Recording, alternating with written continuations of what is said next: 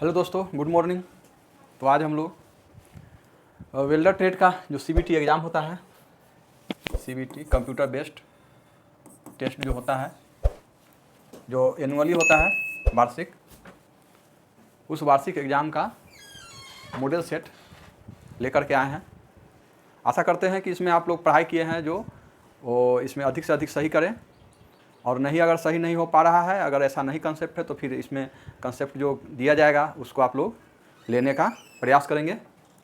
चलिए हम लोग देखते हैं क्वेश्चन नंबर 1।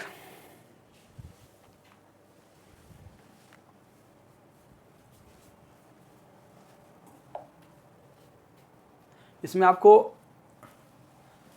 ट्रेड से 38 क्वेश्चन मिलेगा, ठीक है, और WCS से 6 क्वेश्चन और ED से 6 क्वेश्चन देखने को मिलेगा, ठीक है। टोटल आपका कितना हो जाएगा? 50 क्वेश्चन, यानी 50 क्वेश्चन का सेट है, 50 क्वेश्चन का सेट है यह, जिसमें आपको 38, 6 और 6 जो आपको कंप्यूटर बेस्ड एग्जाम में पूछा जाता है उसी से बेस्ट है, उसी के बेस्ट है, ठीक है। और यह जो है ओनली निम्मी के बुक से लिया गया है, ऐसा नहीं हम कहीं से इसको नहीं उठाते हैं, निम्मी के बुक से ही इसको आप लोग पढ़ना भी चाहते हैं। अगर अच्छा से एग्ज़ाम निकालना है या आगे का CTI निकालना है, कोई टेक्निकल एग्ज़ाम निकालना है, तो आप निम्मी के किताब को आप फॉलो करेंगे। वह भारत स्किल पर मिलेगा, आपको भारत स्किल पर मिल जाएगा, ठीक है। भारत स्किल पे आपको यह किताब मिल जाएगा। क्लियर? चलिए, ट्रेड ट्रेनिंग का महत्व किससे संबंधित है? यानी ट्रेड ट्रेनिंग करते हैं, ट्रेड में जो ट्रेनिंग करते हैं वह ट्रेनिंग का जो महत्व है वह किससे संबंधित है, यानी क्या उसमें आपको इम्प्रूव किया जाता है, सो पूछ रहा है। किससे रिलेटेड है? स्किल डेवलपमेंट यानी कौशल विकास, इंटरटेनमेंट, स्पोर्ट, टूरिज्म। आप लोग इसका आंसर दीजिएगा, कमेंट में दीजिए एक एक करके इसका आंसर कि हाँ आपका कौन इसका आंसर होगा। तो हम लोग देख रहे हैं कि जब भी हम ट्रेड में रहते हैं, ट्रेनिंग करते हैं, तो मुझे क्या होता है उसमें आपको क्या सिखाया जाता है, आपको प्रैक्टिकल पर ज़्यादा जोर दिया जाता है, ठीक है। प्रैक्टिकल और थ्योरी दो होता है ना, थ्योरी होता है और प्रैक्टिकल होता है, ठीक है। प्रैक्टिकल होता है तो दो होते हैं उसमें, तो वर्कशॉप, कैलकुलेशन, इंजीनियरिंग, ड्राइंग, ये सब भी पढ़ाए जाते हैं, लेकिन सबसे ज़्यादा जो होता है, सबसे ज़्यादा जो आपको टाइम दिया जाता है वो प्रैक्टिकल में दिया जाता है, ठीक है। जब क्लास चलती है तो सबसे ज़्यादा टाइम आपको प्रैक्टिकल में 840 घंटा के आसपास आपको प्रैक्टिकल कराया जाता है साल में। तो यह कौन सा हो गया? कौशल विकास, यानी स्किल का डेवलपमेंट, ट्रेनिंग में स्किल का डेवलपमेंट किया जाता है। ओके, चलिए नेक्स्ट। ये आपको जो एक्सप्लेन जो किया गया है, ये आपको आर्क मास्टर ऐप पर मिल जाएगा। मास्टर मोबाइल ऐप है, मोबाइल ऐप पर आपको यह मिल जाएगा, डाउनलोड कर लीजिएगा। PDF आपको मोबाइल ऐप पर, आर्क मास्टर मोबाइल ऐप पर मिल जाएगा। ओके, जो आपको जो ये यूट्यूब चैनल है इसके डिस्क्रिप्शन में भी दिया हुआ है, इस पर ये एक्सप्लेन आप पढ़ के इसको और बढ़िया से समझ सकते हैं। ओके, आइए सेकेंड क्वेश्चन हो गया, कौन सी बिल्डिंग प्रोसेस इलेक्ट्रिक को हीट सोर्स के रूप में उपयोग करते हैं? देखिए, हीट सोर्स के रूप में, हीट सोर्स जो होता है, हीट सोर्स हो जाता है इलेक्ट्रिक, दूसरा हो जाता है गैस, और तीसरा हो जाता है न इलेक्ट्रिक न गैस, यानी अदर, ठीक है।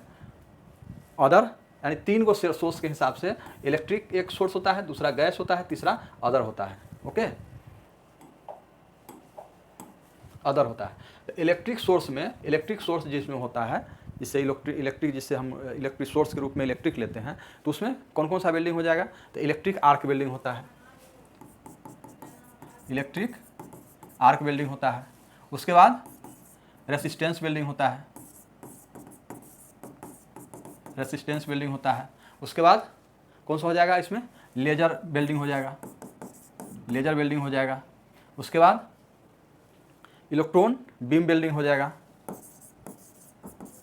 इलेक्ट्रॉन बीम बिल्डिंग हो जाएगा। तो इस तरह से आपको इसमें क्या है, इलेक्ट्रॉन जैसे इलेक्ट्रिक जिसमें उपयोग होता है उसमें आपको ये सारे आएंगे। गैस वेल्डिंग में गैस जिसका गैस जिसका सोर्स हीट होता है, तो गैस होता है तो वो कौन सा हो जाएगा, ऑक्सीएसिटिलीन गैस वेल्डिंग, तो इसमें आपका ये आ जाएगा। अदर में आपको देखिए थर्मिट वेल्डिंग, ठीक है, फ्रिक्शन वेल्डिंग, ये सब कौन सा हो जाता है, अदर में आ जाता है। तो आप देखिए कि जो इलेक्ट्रिक जो जिसका सोर्स है वो कौन सा में आ जाएगा, तो आर्क वेल्डिंग में इसका आंसर हो गया। ओके, चलिए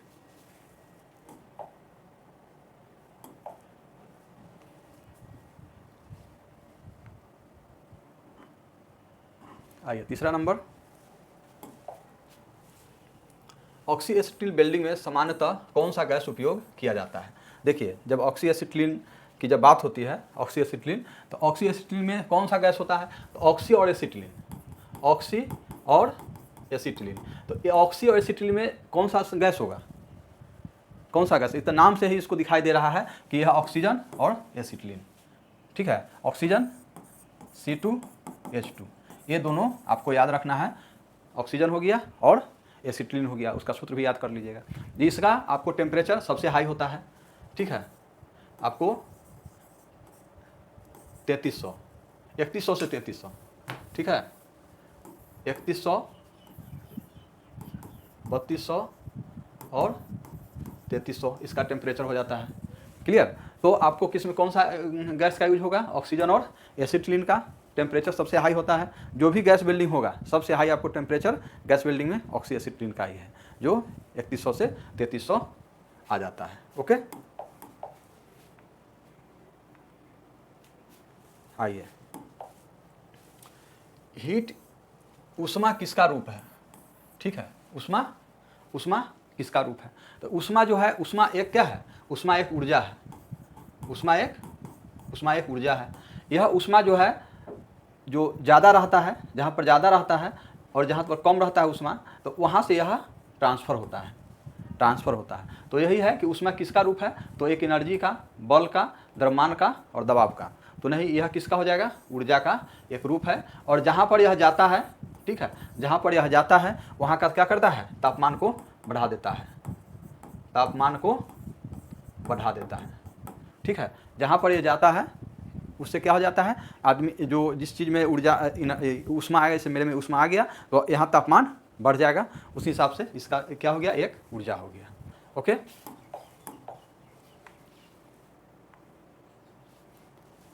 आइए, एक ही प्लेन में दो प्लेट को जोड़ने के लिए कौन सा ज्वाइंट किया जाता है। एक ही प्लेन मीन्स आमने सामने जो एक प्लेन हो गया, एक ही प्लेन में जो जोड़ने के लिए प्रक्रिया है उसको क्या कहा जाता है। एक होता है ऐसे करके उस पर से इस पर से चढ़ा के बना दिया जाता है,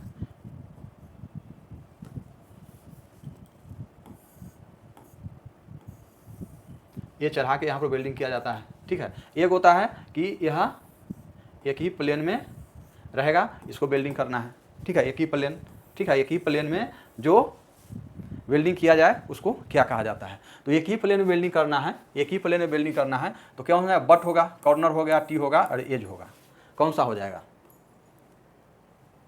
ठीक है। तो एक ही प्लेन में आप बट ज्वाइंट हो जाएगा, एक ही प्लेन में जो वेल्डिंग होगा वह बट ज्वाइंट हो जाएगा। और एक एज ज्वाइंट भी होता है, जो आपको दो प्लेट को जोड़ने के लिए एक ही प्लेन में, तो आपको एज ज्वाइंट भी एक ही प्लेन में होता है, ठीक है, ऐसे होके ऐसे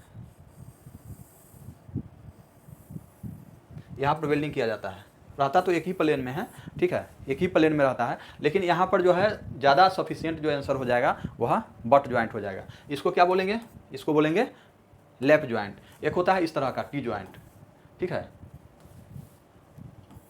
टी ज्वाइंट हो जाएगा, इधर वेल्डिंग कीजिए, इधर वेल्डिंग कर दीजिए। और एक जो है कॉर्नर ज्वाइंट इस तरह का हो जाएगा,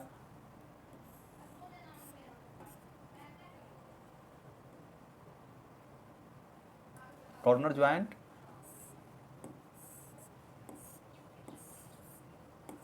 यहाँ ये कॉर्नर ज्वाइंट हो गया, ठीक है, कॉर्नर ज्वाइंट हो गया। तो आपको एक ही प्लेन में ये भी हो जाता है, ये भी होता है, लेकिन ज़्यादा जो है परफेक्ट आंसर बट ज्वाइंट का होगा। ओके, आइए, वेल्डिंग से पहले सरफेस क्लीनिंग किसे हटाने के लिए की जाती है। यानी वेल्डिंग करने से पहले जो सरफेस का क्लीनिंग होता है, किसको हटाने के लिए होता है? देखिए, दो तरह से क्लीनिंग होता है, केमिकली होता है और एक होता है फिजिकली। केमिकली और फिजिकली, ठीक है, रासायनिक एवं यांत्रिक, रासायनिक एवं यांत्रिक। तो जो रासायनिक रूप से होता है, ठीक है, हाइड्रोक्लोरिक एसिड का उपयोग किया जाता है, हाइड्रोक्लोरिक एसिड का उपयोग किया जाता है। क्या किया जाता है? हाइड्रोक्लोरिक एसिड का उपयोग किया जाता है। ओके। और यांत्रिक में क्या होता है कि ग्राइंडिंग करना हो गया, ब्रश मारना हो गया, ये सब क्या हो गया, सफरा कपड़ा से साफ करना हो गया, ये सब क्या हो गया, ये यांत्रिक में आता है। लेकिन इसमें जो है ग्रीस वगैरह जो साफ करना है, ग्रीस ऑयल ये सब जो साफ करना है, तो आपको क्या करना है, रासायनिक में होता है। और इसमें यांत्रिक में ब्रश का उपयोग किया जाता है। आप देखिएगा कि जो फेरस होता है, फेरस में कार्बन का ब्रश का उपयोग किया जाता है, ठीक है। और जो नॉन फेरस होता है, नॉन फेरस मेटल जो होता है, फेरस मेटल के जो ब्रश मारना होता है, तो स्टेनलेस स्टील का होता है, एसएस का, ठीक है। एसएस का स्टेनलेस स्टील का ब्रश का उपयोग किया जाता है। और फेरस में किसका होगा, तो कार्बन के ब्रश का। ये आपको ध्यान रखना है। चलिए, अब अभी देखना था कि इसमें किसको हटाने के लिए होता है, तो आप समझ गए होंगे किसको हटाना है। तो आप देखिए, गंदगी और जंग, केवल पेंट, केवल पानी, केवल उष्मा। क्या हो जाएगा इसका आंसर, तो है गंदगी और जंग, यानी डर्ट एंड रस्ट। तो इसका आंसर क्या हो जाएगा, ये हो जाएगा। आप लोग भी अपना आंसर, आप 1 साल पढ़े हैं, ठीक है, 1 साल पढ़ाई कर लिए हैं, तो आप लोग भी अपना आंसर करते जाइएगा कि हाँ आपका कितना सही हो रहा है। ओके, आइए। एसी वेल्डिंग मशीन किस धारा पर कार्य करता है? देखिए, एसी होता है, 2 तरह के मशीन का उपयोग किया जाता है, एसी और डीसी। तो एसी में क्या हो जाएगा, आपको अल्टरनेटिंग करंट होता है, अल्टरनेटिंग करंट, और डीसी में डायरेक्ट करंट। ये क्लियर हो गया। एसी जो है अल्टरनेटिंग करंट हर जो है सेकेंड पे वह 50 साइकिल चेंज होता है, हर सेकेंड चेंज होते रहता है, क्लियर। और ई जो है एक ही डायरेक्शन में चलते रहता है। तो आपको कौन सा हो जाएगा, एसी के लिए आपको अल्टरनेटिंग करंट यानी प्रत्यावर्ती धारा, क्लियर, प्रत्यावर्ती धारा का उपयोग के रूप में इसमें किया जाता है, ठीक है।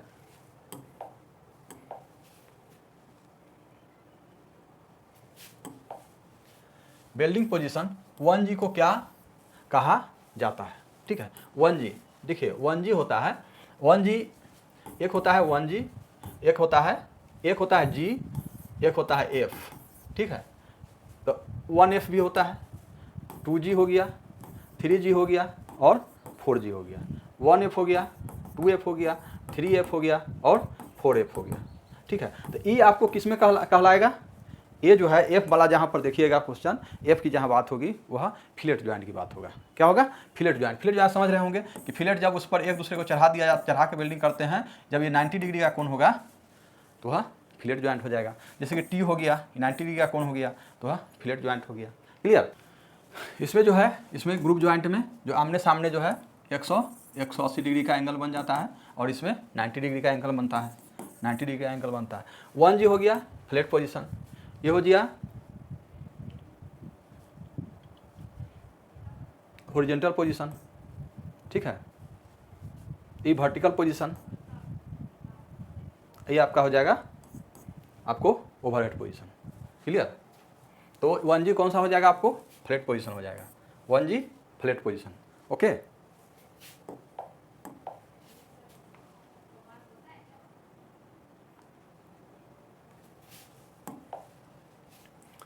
वेल्ड स्लोप मुख्य रूप से किसे प्रभावित करता है? देखिए, बेल्ट स्लोप और बेल्ट रोटेशन 2 तरह की चीज़ आप लोग पढ़े होंगे, belt slope and weld rotation. Rotation जो होता है वो अभी तो इसका लंबा चैप्टर होगा। ये जो है रोटेशन होता है, मान के चलिए आप टी ज्वाइंट कर रहे हैं, ठीक है, टी ज्वाइंट कर रहे हैं, तो यहाँ पर वेल्डिंग कर दिए, यहाँ पर वेल्डिंग कर दिए। अब क्या है कि एक सीधा लाइन आएगा और एक इसके और इसके बीच एक लाइन खिंचाएगा, ठीक है, इसके बीच एक लाइन खिंचाएगा, और इस एंगल को बोलेंगे वेल्ड रोटेशन, रोटेशन, ठीक है, वेल्ड रोटेशन, इस एंगल को जो ये जो है आप यहाँ जो वेल्डिंग हुआ है तो इसी को बीच से ये पॉइंट लेकर के पॉइंट करके एक रेखा खिंचाएगा और एक सीधा वर्टिकल रेखा खिंचाएगा, क्लियर। तब यह बीच के जो है डिग्री हो गया, तो बीच का डिग्री कितना हो जाएगा 45 डिग्री का, 45 डिग्री हो जाएगा, क्योंकि इसका जो है 90 डिग्री होता है। ऐसे ऐसे आया, ये आया तो यह 45 डिग्री हो गया रोटेशन। अब देखिए, मान के चलिए आप ये हॉरिजॉन्टल लाइन है, ठीक है, वेल्डिंग जो है इस तरह से आपने वेल्डिंग किया हुआ है, ठीक है, वेल्डिंग किया हुआ है। तो ये जो है कितना उठा हुआ है, ये हॉरिजॉन्टल लाइन से जो है यह कितना उठा हुआ है, इसी एंगल को स्लोप बोलते हैं, ठीक है। तो इस स्लोप रोटेशन से आपको क्या होता है, स्लोप रोटेशन से आपका वेल्डिंग प्रभावित होती है, जो गुणवत्ता इसका जो है कैसे वेल्डिंग कर सकते हैं उसका यह प्रभावित करता है। तो कौन क्या करता है, वेल्ड जो है गुणवत्ता इससे प्रभावित होती है। ओके,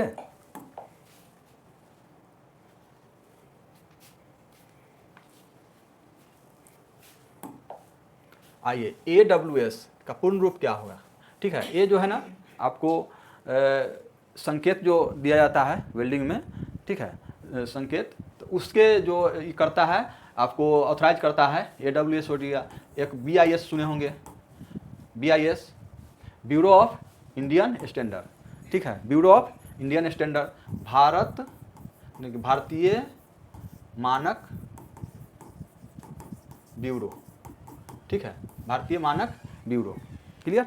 और ये हो गया आपको AWS का मतलब हो जाएगा American welding society, American welding society. ये ध्यान रखना है, ये दो चीज़ आपको आएगा ही आएगा, BIS और AWS, ठीक है, भारत ऑफ इंडियन स्टैंडर्ड, ठीक है। चलिए,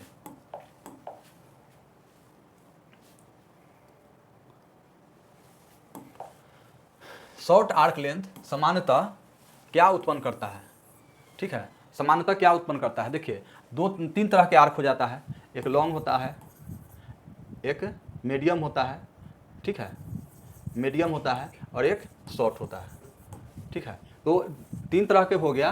तो लॉन्ग में क्या होता है कि अनस्टेबल आर्क हो जाता है, यह जो है आर्क लंबा रहता है जिसके कारण अनस्टेबल हो जाता है। इसमें मीडियम में जो है आपका सही आर्क होगा, ठीक है, नॉर्मल आर्क जो होता है, एक जो इसको नॉर्मल बोलते हैं, नॉर्मल में जो है आपका सही रहता है। शॉर्ट में जो है, शॉर्ट में यह चिपकने की संभावना ज़्यादा होती है। शॉर्ट आर्क यानी इलेक्ट्रोड के जो टिप होती है, टिप के जो डाया होता है, कोर वायर के डाया, उससे उसकी जो लंबाई होती है वह कम होती है, क्लियर। तो कम होने के कारण यहाँ चिपकने की संभावना ज़्यादा रहता है। और इसमें जो है इलेक्ट्रोड बहुत तेज़ी से गलता है, क्योंकि उसकी आर्क बहुत छोटी होती है जिसके कारण वह तेज़ी से गलता है। तो इसका उपयोग जो कहाँ किया जाता है, शॉर्ट आर्क का उपयोग कहाँ किया जाता है, तो यह रूट रन मारने के लिए किया जाता है।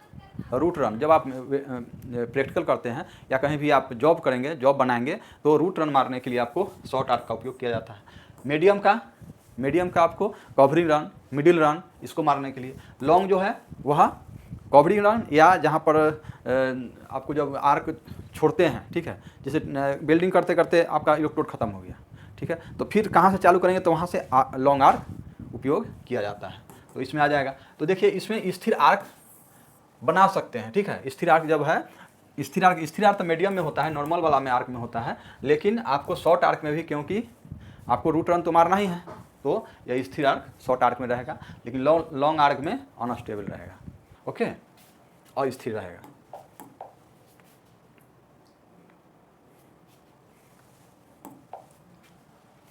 वेल्डिंग में पोलैरिटी किससे संबंधित है, किससे संबंधित होता है पोलैरिटी जो है, जो करंट के डायरेक्शन जो होता है, करंट का डायरेक्शन है, उसी को पोलैरिटी बोलते हैं ना। तो देखिए, धारा की दिशा, धारा किस दिशा में बहता है वह पोलैरिटी होता है। पोलैरिटी आपको डीसी में पता चलता है पोलैरिटी, लेकिन एसी में पता नहीं चलता है, क्योंकि इसमें डायरेक्शन क्या है, इसमें डायरेक्शन बदलता रहता है करंट का, और इसमें करंट का डायरेक्शन नहीं बदलता है, इसलिए इसमें आपको पोलैरिटी दिखाई देता है, ठीक है, और इसमें पोलैरिटी दिखाई नहीं देता है। पोलैरिटी में दो तरह के होता है, स्ट्रेट और रिवर्स, ये दोनों आपको याद रखना है, ओके।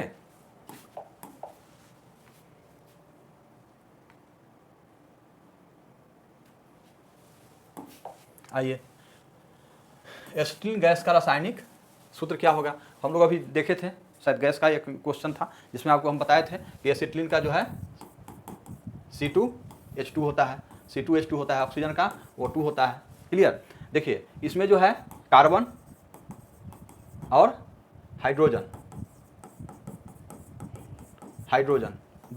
दो चीज़ इसमें पाए जाते हैं। ठीक है, कार्बन और हाइड्रोजन। जो कार्बन हो गया 24 भाग हो जाएगा, 24 भाग आपको कार्बन हो गया, और 2 भाग आपको हाइड्रोजन हो जाता है, 2 भाग हाइड्रोजन हो जाता है। इसको आप परसेंटेज में भी आप निकाल सकते हैं, वो 96 पॉइंट कुछ आता है। ठीक है, कि हाँ कितना परसेंट आपका ये कार्बन होगा, कितना हाइड्रोजन होगा। ओके, चलिए तो इसका आंसर क्या हो जाएगा? C2H2। ओके,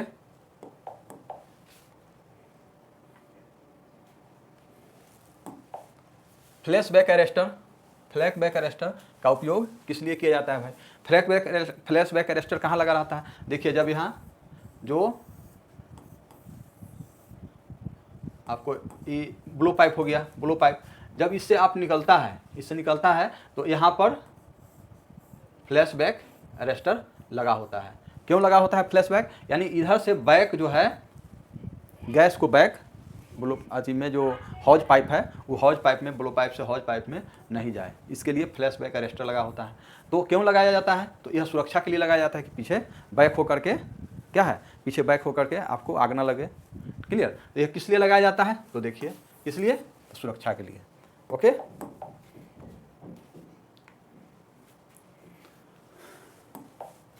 ऑक्सीजन किसे सपोर्ट करती है? ऑक्सीजन किसे सपोर्ट करती है? ऑक्सीजन किसे सपोर्ट करती है? ऑक्सीजन O2 हो गया, और O2 जो है, ऑक्सीजन जो है वह हवा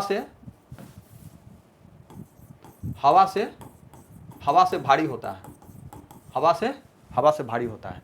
ठीक है, जो जनरल हवा है, नॉर्मल हवा है, उससे भारी होता है ऑक्सीजन, थोड़ा सा भारी होता है। जो ऑक्सीजन हम लोग सांस भी लेते हैं, ऑक्सीजन ज़्यादातर रहता है, ऑक्सीजन जिस हवा को सांस लेते हैं उसमें ज़्यादातर कौन सा गैस होता है? पता करके बताइए। नाइट्रोजन। ठीक है, चलिए तो किसमें सपोर्ट करता है? तो दहन करने में, क्योंकि जब ऑक्सीएसिटिलीन की जब बात करते हैं तो उसमें ऑक्सीजन क्या है, दहन करने में सपोर्ट करता है, और एसिटिलीन जलता है। ओके,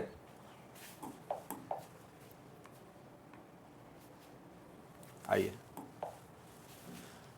गैस रेगुलेटर किसे नियंत्रित करता है? गैस रेगुलेटर कहाँ पर लगा होता है? ठीक है, ये सिलेंडर हो गया, और ये यहाँ पर छोटा सा घड़ी टाइप का लगा होता है गैस रेगुलेटर। इसी से आपका हॉज पाइप लगा होता है, तो समझ रहे हैं? तो यहाँ हॉज पाइप लगा रहता है, यहाँ रेगुलेटर लगा होता है। तो रेगुलेटर किसको नियंत्रित करता है? किस लिए? गैस के रंग को नियंत्रित करता है, गैस के भार को, गैस के घनत्व को, या गैस के दबाव को? किसको नियंत्रित करता है? तो आप समझ गए होंगे कौन सा हो जाएगा? गैस के दबाव को। यह 2 प्रकार के होते हैं, सिंगल स्टेज रेगुलेटर और double stage regulator. Clear? Single stage regulator है, उसको बार बार एडजस्ट करना पड़ता है। डबल स्टेज रेगुलेटर को बार बार एडजस्ट नहीं करना पड़ता है, क्योंकि उसमें 2 स्टेज में गैस के दबाव को एडजस्ट किया जाता है। क्लियर? चलिए,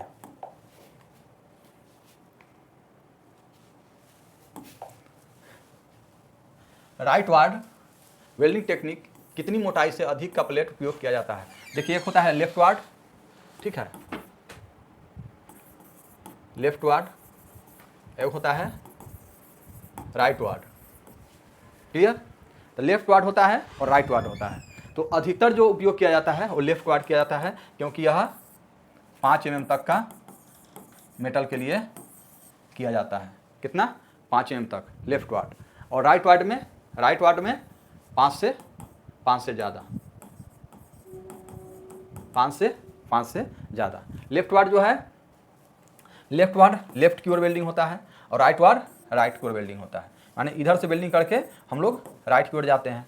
ठीक है, लेफ्ट से वेल्डिंग करते हुए राइट की ओर जाते हैं, और इसमें जो है राइट से वेल्डिंग करते हुए लेफ्ट की ओर आते हैं। तो ये हो गया लेफ्ट वार्ड, यह राइट वार्ड। यह पतला मेटल के लिए, यह मोटा मेटल के लिए। तो आपको क्या कहता है, कितनी मोटाई से अधिक प्लेट के उपयोग किया जाता है? देखिए, कितनी मोटाई से अधिक, तो क्या होगा? 5 mm के मोटाई से अधिक का उपयोग किया जाता है, और 5 mm तक आपको लेफ्ट वार्ड से।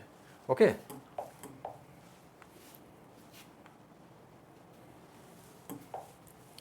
आर्क ब्लो किस कारण होता है, ठीक है। आर्क ब्लो होता क्या है, आर्क ब्लो जो है, जो आर्क जो है अपने डायरेक्शन से डाइवर्ट हो जाता है, ठीक है। जब हम आर्क बना रहे हैं, यहाँ पर आर्क बना रहे हैं, ठीक है, इलेक्ट्रोड से, तो आर्क बनना चाहिए सीधे डायरेक्ट यहाँ आना चाहिए, तो यह ऐसे हो जाता है, पीछे तरफ हो जाता है। फिर यहाँ जब लास्ट होता है तो ये पीछे होता है, ये आगे होता है, फोर हेड इसको बोलते हैं, बैक हेड इसको बोलते हैं, ठीक है। क्योंकि यह वेल्डिंग जो है इस तरफ होते जा रहा है, ये आगे हो गया ना, आगे हो गया, और इसको ये पीछे हो गया, क्योंकि वेल्डिंग आगे इधर जा रहा है, इधर हो रहा है।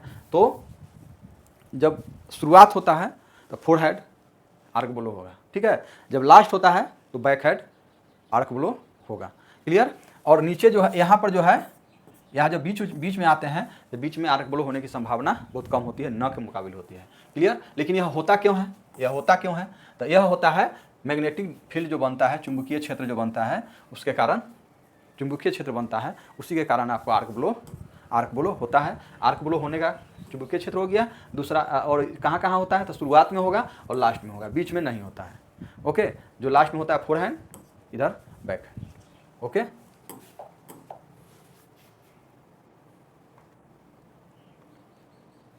आइए,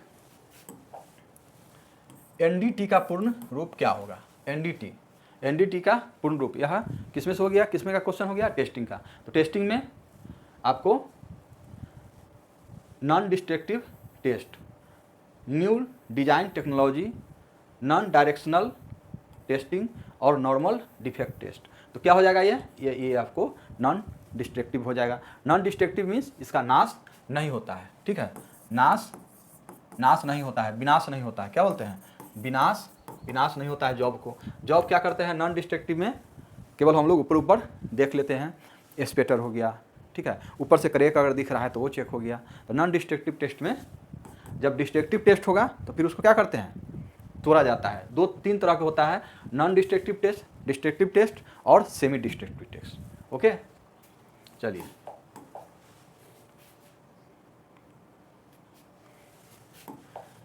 रेडियोग्राफी टेस्ट किसका उपयोग किया जाता है, देखिए रेडियोग्राफी टेस्ट में होता है एक्सरे किरण, आगे होता है गामा किरण, ठीक है। रेडियोग्राफी में 2 किरण का उपयोग किया जाता है, 2 किरण, जिसमें एक हो गया एक्सरे, एक हो गया गामा रे। एक्सरे के बारे में आप लोग जान रहे होंगे, एक्सरे जो जो मानव को, चाहे हम लोगों को जो हड्डी टूटता है, कुछ होता है तो एक्सरे करवाते हैं, तो एक्सरे हो गया। गामा रे, देखिए जहाँ पर इलेक्ट्रिक की सुविधा नहीं है, इलेक्ट्रिक नहीं है, वहाँ पर गामा रे बहुत ही उपयोगी चीज़ होता है। यहाँ इलेक्ट्रिक होना चाहिए, एक्सरे किरण के लिए आपको, एक्स किरण के लिए इलेक्ट्रिक होगा, यहाँ पर इलेक्ट्रिक नहीं होगा, फिर भी आपका टेस्ट हो जाएगा। ये पतला के लिए है, एक्सरे क्या है, पतला के लिए है, ये मोटा के लिए है, मोटा मेटल के लिए है, क्लियर। दोनों रेडियोग्राफी ही है, दोनों जो है आपको रेडियोग्राफी है, लेकिन दोनों में एक्सरे किरण, गामा किरण दोनों को उपयोग आपको यहाँ पर बता दिया गया है। तो आपको देखिए किसका उपयोग किया जाता है, तो एक्सरे का उपयोग किया जाता है। अगर गामा रहता तो उसका भी उपयोग, तो फिर आपका ऑप्शन चेंज होता, उसमें से पता चलता है कि वह दोनों आंसर है, क्लियर। आइए 21 नंबर, डिस्ट्रक्टिव टेस्टिंग में स्पेसिमेन को क्षति पहुंचती है। देखिए अभी हम लोग चर्चा किए थे कि non destructive, NDT, non destructive test, ठीक है, और डिस्ट्रक्टिव टेस्ट। तो डिस्ट्रक्टिव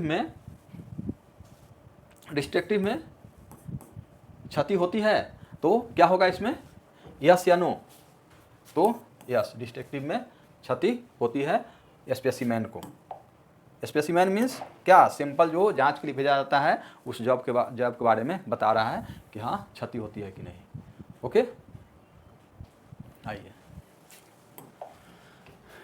विजुअल इंस्पेक्शन किसमें होता है जी, जैसे नॉन डिस्ट्रक्टिव टेस्ट होता है उसमें विजुअल इंस्पेक्शन होता है, ठीक है, माने आंखों से देखना। तो आंखों से देखेंगे तो यह क्या होगा, सबसे सरल होगा, सबसे महंगा होगा, खतरनाक होगा या जटिल होगा, क्या होगा, तो आंखों से देखना सबसे सरल हो जाता है, तो यह सबसे सरल होगा, आपको आंखों से देखना है।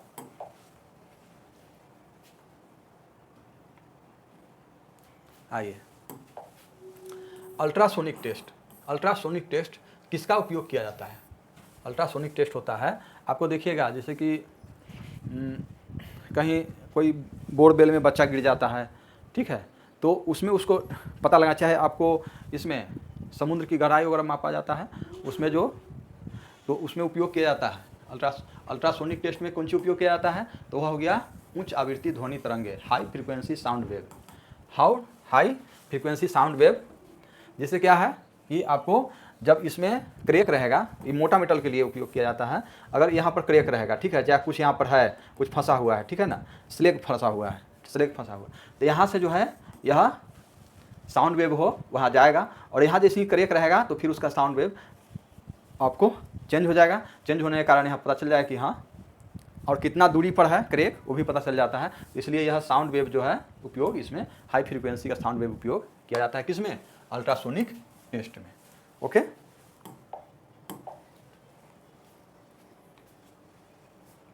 आइए, इंस्पेक्शन किसे सुनिश्चित करने के लिए की जाती है? यानी इंस्पेक्शन, जांच किस लिए किया जाता है? जांच जो है, जांच किसके लिए किया जाता है? गुणवत्ता बढ़ाने के लिए, रंग, केवल आकार के लिए, केवल भार के लिए, किसके लिए किया जाता है? तो आपको ये बहुत ही सिंपल क्वेश्चन है, ठीक है, इसका आंसर क्या हो गया? गुणवत्ता बढ़ाना के कार्य के लिए ही इंस्पेक्शन जांच किया जाता है। आइए, GMAW को सामान्यतः क्या कहा जाता है? GMAW gas metal arc welding. क्या हो गया? Gas metal arc welding, gas metal arc welding. Clear? Gas metal arc welding. तो गैस मेटल आर्क वेल्डिंग इसको सामान्यतः किसको कहा जाता है? तो आप देख लिए होंगे, आप पढ़े होंगे तो आपको याद हो गया होगा, मिग वेल्डिंग को गैस मेटल आर्क वेल्डिंग कहते हैं। ओके,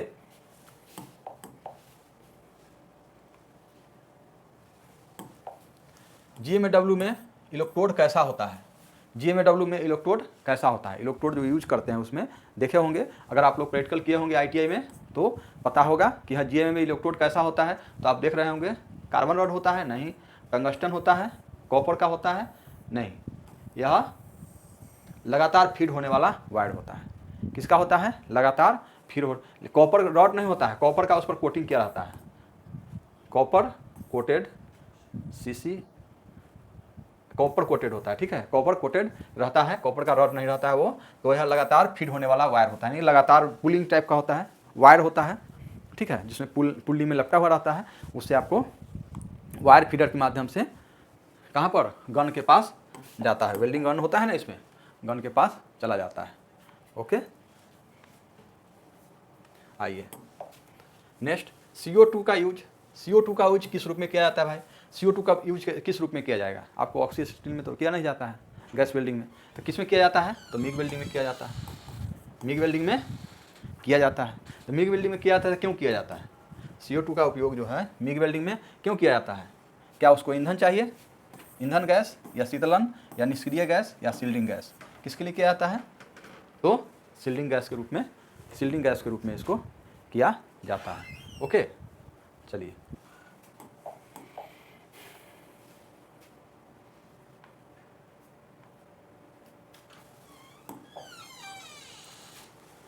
FCAW का पूर्ण रूप क्या होगा? FCAW पढ़े होंगे, FCAW flux cored arc welding, flux cored arc welding. जैसे एक इलेक्ट्रोड रहता है, ठीक है ना, ये इलेक्ट्रोड हो गया, इलेक्ट्रोड के अंदर में ही, इसी के अंदर में, इसके अंदर में इतना आपको ये मेटल हो गया, ठीक है, मेटल हो गया, और इसी के अंदर में फ्लक्स भरा रहता है, फ्लक्स अंदर भरा रहता है। अभी आप लोग इलेक्ट्रोड देखे होंगे, SMA का इलेक्ट्रोड देखे होंगे, तो इलेक्ट्रोड देखे होंगे बीच में मेटल है, बाहर में फ्लक्स है, बाहर में फ्लक्स है, यहाँ फ्लक्स देखे होंगे, यहाँ फ्लक्स देखे होंगे, ठीक है। लेकिन इसमें क्या है? इसमें बीच में फ्लक्स है, फिर बीच में फ्लक्स है। तो जब बीच में फ्लक्स होता है तो इस क्या है, आपको ये जो फ्लक्स कोर आर्क वेल्डिंग है, यह बाहर जो वातावरण है उसमें आप वेल्डिंग करने के लिए ज़्यादा सुटेबल हो जाता है। क्लियर? तो इसका क्या हो जाएगा answer? Flux core arc welding. Okay,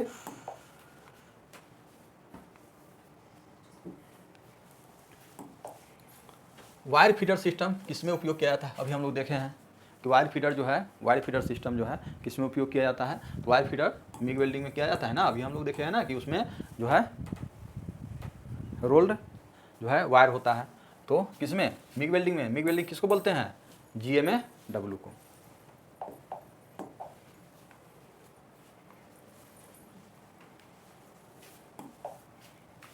shielding gas weld pool को किससे बचाती है?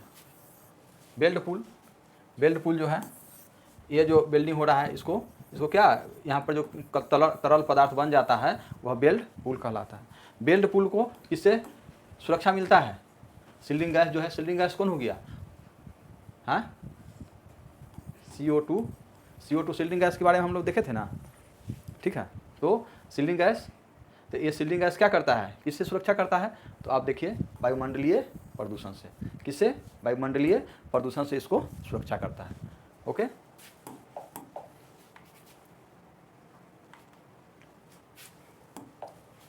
GTAW को सामान्यतः क्या कहा जाता है? देखिए GMAW का हम लोग पढ़े थे, GMAW को पढ़े थे। अब आगे आपको GTAW क्लियर। GMAW को हम लोग देख लिए थे, अब आ गया GTAW। तो GTAW को सामान्यतः क्या कहा जाता है? तो गैस टंगस्टन आर्क वेल्डिंग। तो वेल्डिंग को TIG welding, tungsten inert gas welding. Okay,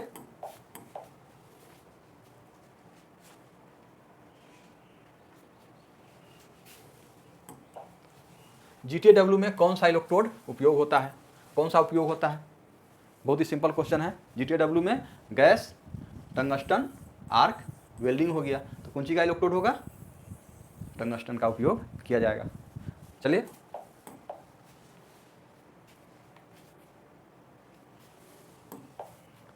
GTAW में वेल्डिंग स्पीड बढ़ाने के लिए कौन सा इनर्ट गैस का उपयोग किया जाता है?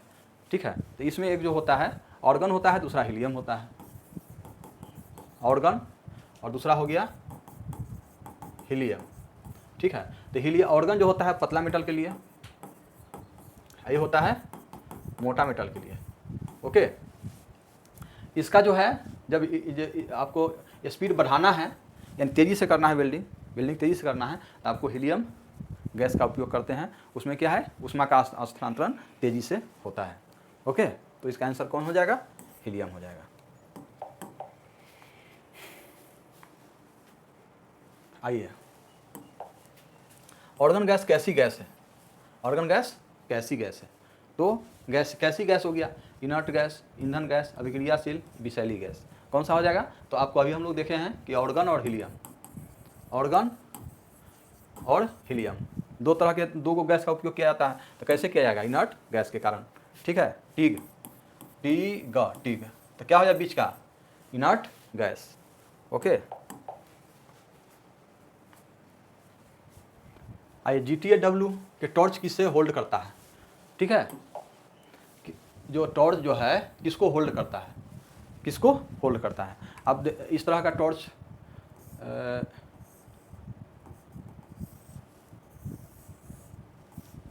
इस तरह का रहता है टॉर्च, ठीक है ना, और इस तरह का रहता है। तो ये जो टॉर्च है, ये टॉर्च जो है किसको होल्ड करता है? ऐसे रहता है। तो किसको होल्ड करता है? किसको होल्ड करता है माने किसको पकड़ के रखता है? ठीक है, तो टंगस्टन इलेक्ट्रोड को यहाँ पकड़ के रखता है। ओके, टंगस्टन इलेक्ट्रोड को यहाँ पकड़ के रखता है। चलिए नेक्स्ट, नोजल इसका जो है सिरामिक का बना होता है, ये आपको ध्यान रख लेना है। एज प्रिपरेशन इसके लिए महत्वपूर्ण है। एज प्रिपरेशन जो किया जाता है, एज प्रिपरेशन किया जाता है, तो एज प्रिपरेशन किसके लिए महत्वपूर्ण होगा? ठीक है, तो उचित पेनिट्रेशन के लिए, रंग सुधार के लिए, केवल गैस बचत के लिए, केवल स्वरूप के लिए। तो एज प्रिपरेशन किसके लिए किया जाता है? तो उचित पेनिट्रेशन हो। जैसे देखिए इस तरह का भी ग्रुप बनाया गया। तो क्यों बनाया गया? यह बनाने का क्या मकसद हुआ? बनाने का मकसद हुआ कि पेनिट्रेशन इसका ज़्यादा हो। अगर इस तरह से हम ये मोटा मेटल है और इस तरह का अगर बिना एज प्रिपरेशन के वेल्डिंग कर देते तो यहाँ तक वेल्डिंग होता और यहाँ खाली रह जाता। तो इसलिए इसको एज प्रिपरेशन करके एज प्रिपरेशन किया जाता है, जिससे कि पेनिट्रेशन उचित तरह से हो इसमें। ठीक है,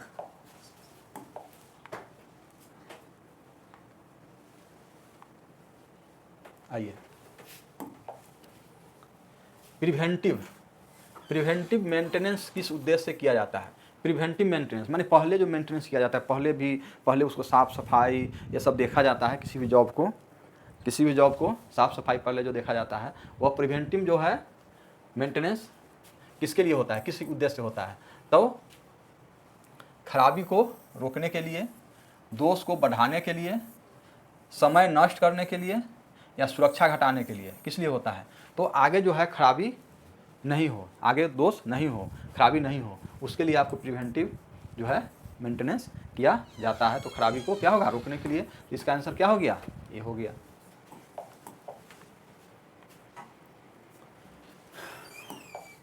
लुब्रिकेशन किसे कम करने में सहायता करता है? लुब्रिकेशन समझे, वायल जो होता है, वायल किसके लिए होता है?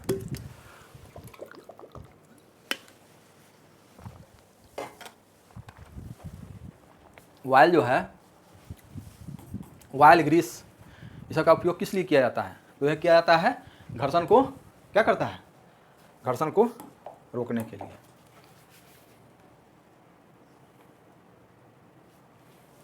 अब देखिए,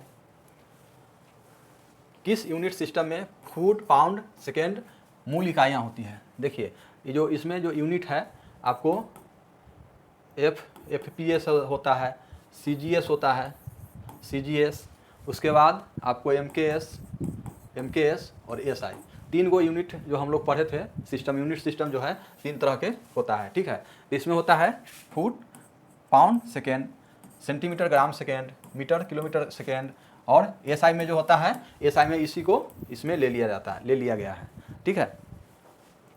तब आप देखिए फुट, पाउंड, सेकेंड किस में होगा? तो फुट, पाउंड, सेकेंड हो जाएगा किस में, FPS में, ठीक है। MKS में, CGS में सेंटीमीटर, ग्राम, सेकेंड, ओके। तो आपका आंसर कौन सा हो जाएगा, फुट, पाउंड, सेकेंड मतलब FPS।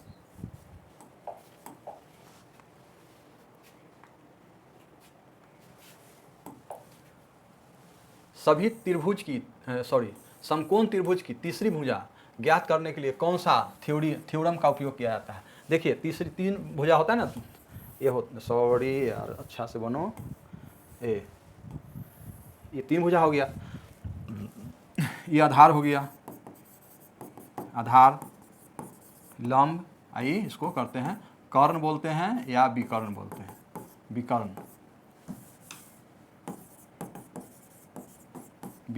ठीक है।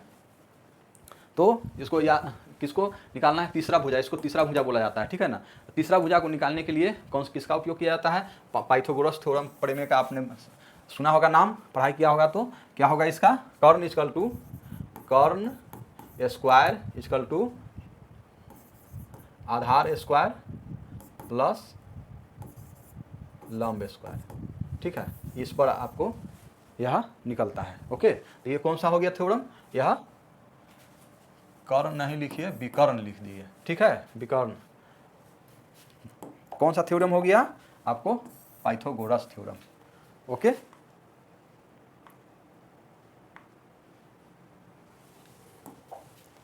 फेरस मेटल में मुख्यतः क्या होता है? देखिए, वो फेरस होता है, एगो नॉन फेरस होता है, फेरस होता है, एगो नॉन फेरस होता है। 2 तरह की आप देखे होंगे, 2 तरह की चीज़ होती है। उसमें कौन सी मात्रा होती है, कौन सी मात्रा इसमें नहीं होती है? तो देखिए, फेरस में आपको आयरन की मात्रा होती है, नॉन फेरस में आयरन की मात्रा नहीं होती है। होती भी होगी तो बहुत नगण्य होता है, क्लियर, नगण्य होता है। इसलिए आपको फेरस में हो गया, आयरन की मात्रा मुख्य रूप से पाई जाती है, ओके।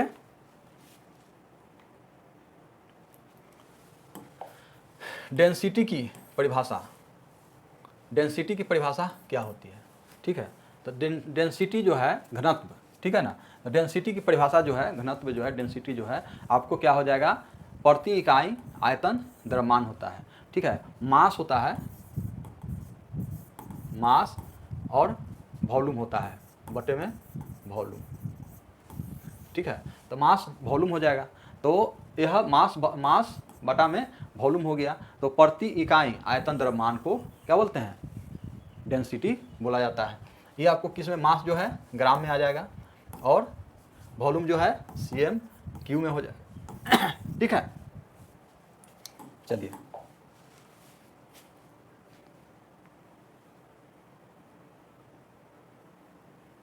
अगर केजी में रहता है, ग्राम में रहता है तो सेंटीमीटर क्यू हो जाएगा, केजी में अगर रहता है तो मीटर क्यू हो जाएगा। ठीक है ना, ये देख लीजिएगा। ओके,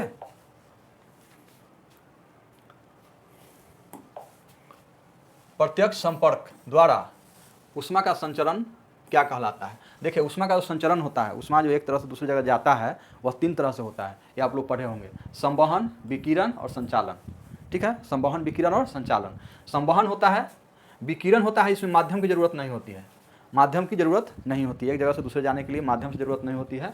और संवहन जो होता है, संवहन कंडक्शन, ये संचालन हो गया।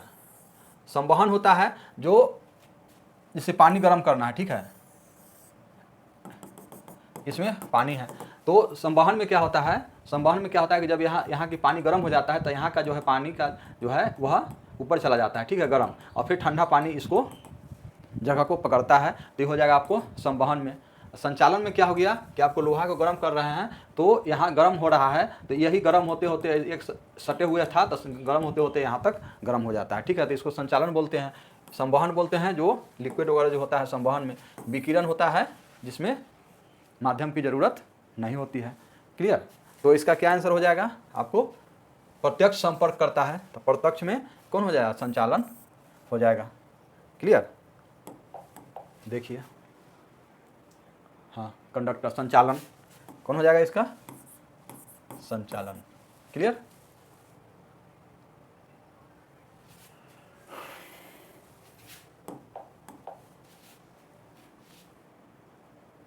आइए, विद्युत धारा की एसआई इकाई क्या होती है? विद्युत धारा का एसआई इकाई क्या होती है तो आप लोग जानते होंगे, एम्पियर होता है। एम्पियर जो है इलेक्ट्रॉन्स जो है, इलेक्ट्रॉन्स की गति जो होता है, इलेक्ट्रॉन्स की गति को क्या बोलेंगे? आपको एम्पियर बोला जाता है। एम्पियर को मापने के लिए ए मीटर की ज़रूरत होती है।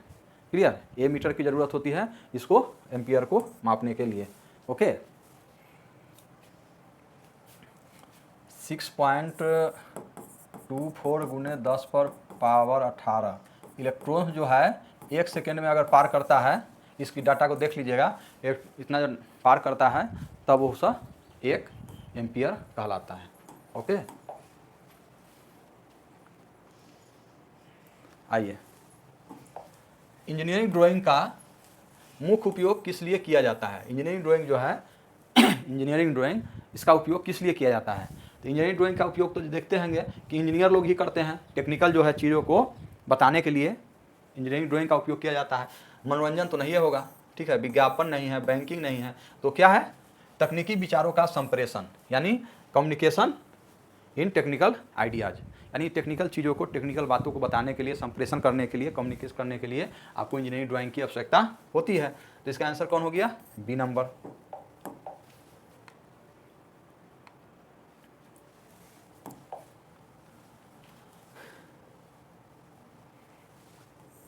सेक्शनल ड्राइंग में वुड को, माने लकड़ी को दर्शाने के लिए कौन सा कन्वेंशन प्रयोग किया जाता है? यानी कौन सा चित्र को, पैटर्न को उपयोग किया जाता है जब लकड़ी के हमको पैटर्न को दिखाना पड़ता है?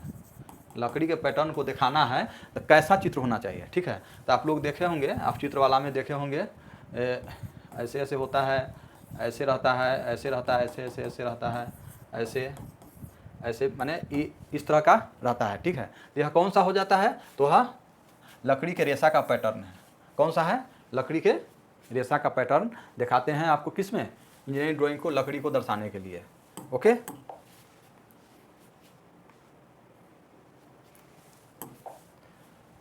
मानक ड्राइंग शीट का सबसे बड़ा आकार कौन सा होता है? देखिए, सबसे बड़ा आकार जो होता है वह A0 जो होता है वो सबसे बड़ा होता है। ठीक है, A1, A2, A3, A4 और A5। A5 जो होता है सबसे छोटा होता है। ये याद रखना होगा कि आपको A5 जो पेपर का A5 जो है वह सबसे छोटा होता है, A0 जो होता है वो सबसे बड़ा होता है पेपर के सिस्टम में। ये आपको ध्यान रखना है, इस तरह के आपको याद में रख लेना है। हो सकता है A1, A2 पूछ दे, तो इस तरह से आपको लिख करके आपको A1 क्या होता है? A1 सबसे बड़ा हो गया। बड़ा, A5 जो हो गया सबसे छोटा पेपर का साइज हो जाता है। ओके, तो सबसे सीट का सबसे बड़ा आकार कौन सा हो गया, तो आपको ये 0 हो गया। ओके,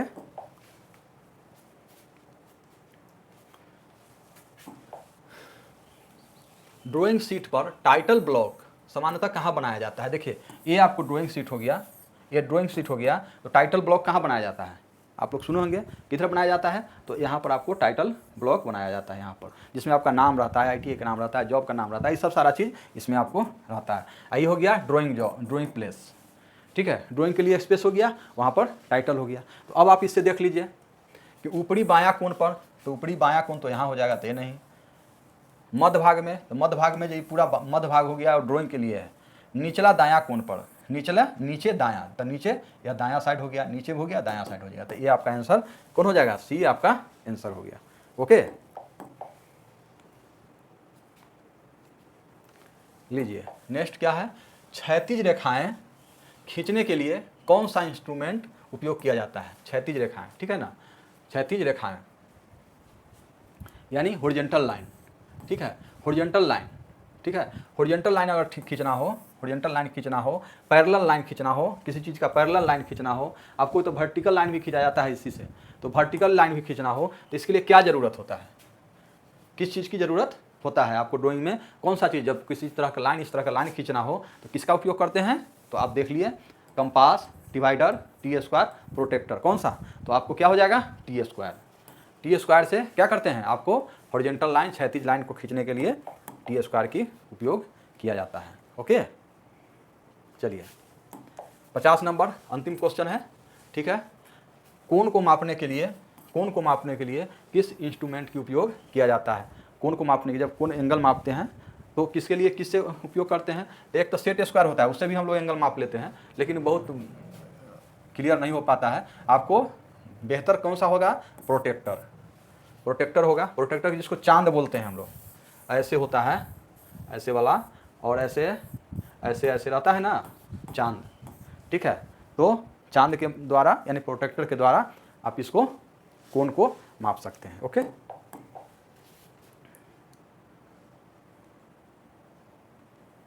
चलिए थैंक यू।